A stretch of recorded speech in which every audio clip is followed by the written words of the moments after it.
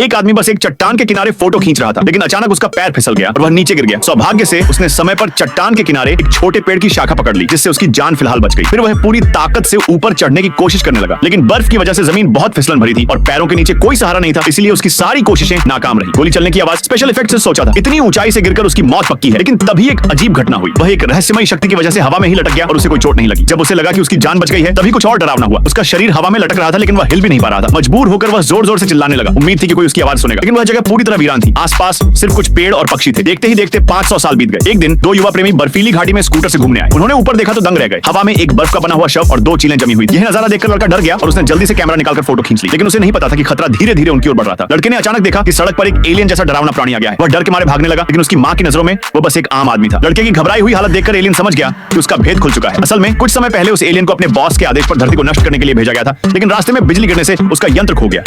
हालांकि वह बच गया, लेकिन अब उसे अपना उपकरण ढूंढना था। इसीलिए उसने इंसान का रूप लेकर धीरे धीरे उसकी तलाश शुरू की। रात में वह एक लकड़ी की झोपड़ी में घुसा और अचानक झपट्टा मारकर वहां के मालिक को बर्फीली झील में फेंक दिया। फिर एलियन ने अपना रूप बदलकर उस छोटे लड़के की शक्ल ले ली। Comment for next part.